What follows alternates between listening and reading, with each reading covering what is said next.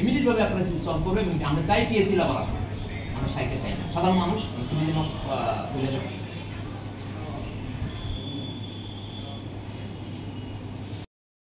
কিন্তু এটা আস্তে আস্তে আস্তে আস্তে কন্টিনিউয়াসলি নিচের দিকেই নামতেছে। এই যদি অবস্থা হয় স্যার, তাহলে দুর্গাপূজার আগে তো একটা বিশাল সমস্যার সৃষ্টি হবে।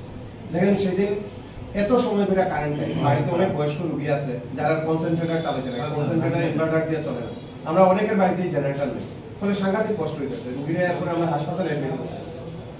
তো এই যদি স্যার সার্ভিস হয়ে থাকে আমরা কই যাই, কিভাবে হইব স্যার? তো যার কারণে আপনারা একটা বেটার কিছু স্যার চিন্তাধারা নেন। আমরা কিছুক্ষণ আগে টিএসএল এর যিনি ম্যানেজিং ডাইরেক্টর বিশ্বজিৎ বসু, ওনার সঙ্গে আমরা কথা বলেছি। যদিও আজকের দিনেই কিছুক্ষণ আগে আমরা এখানকার যিনি ডেপুটি ম্যানেজার ওনার সাথে আমরা দিয়েছিলাম, তারপরে সময় তাগিদে ওনার সঙ্গে দেখা হয়নি। তারপরে আমরা ওনার খবর পেয়েছি উনি এসেছেন, আমরা সাধারণত আবার ওনার সাথে এসেছি। তো ওনার সাথে একটা সৌহার্দ্যপূর্ণ আলোচনা হয়েছে। উনি বলছেন যে ব্যাপারটা গুরুত্ব সহকারে দেখছেন এবং আমরা যে ডেপুটেশন যেটা দিয়েছি ওনার কাছে, উনি সেটা মিনিস্টার লেভেলে এবং সেক্রেটারি লেভেলে সমস্ত লেভেলে উনি আলোচনা করছেন।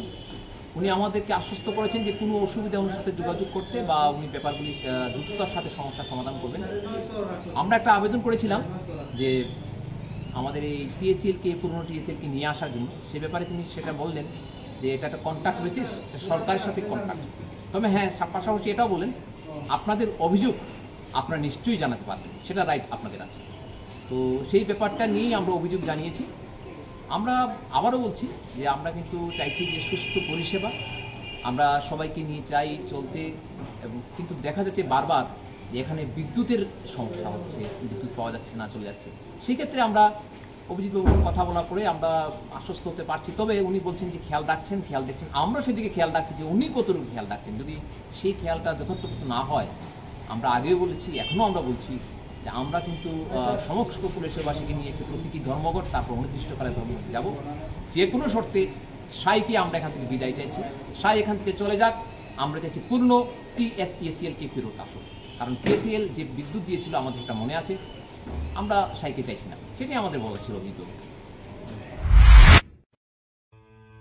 মেডিপ্লাস প্যাথোলজিক্যাল ল্যাব, আমরা থাইরোকেয়ারের অথরাইজড ফ্র্যাঞ্চাইজি নিয়ে কাজ করি। আমাদের এখানে রয়েছেন রাজ্যের বিশিষ্ট বিশেষজ্ঞ চিকিৎসকেরা, রয়েছেন স্ত্রীরোগ বিশেষজ্ঞ ডক্টর বিকাশ মজুমদার, রয়েছেন অর্থোপ্যাডিক্স বিশেষজ্ঞ ডক্টর স্নেহাশিস দত্ত, রয়েছেন শিশু রোগ বিশেষজ্ঞ ডক্টর অরিজিৎ সেন এবং পাইলস রোগ বিশেষজ্ঞ ডক্টর নীলাঞ্জন দত্ত।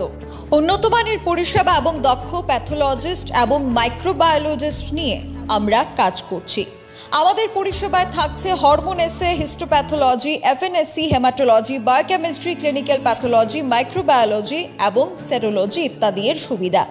সপ্তাহে 7 দিনই খোলা রয়েছে আমাদের ল্যাব। অগ্রিম বুকিংয়ের জন্য যোগাযোগ করুন Mediplus pathological lab, Akhaura road, Ramnagar, Agartala. যোগাযোগ 9774726431 অথবা 948536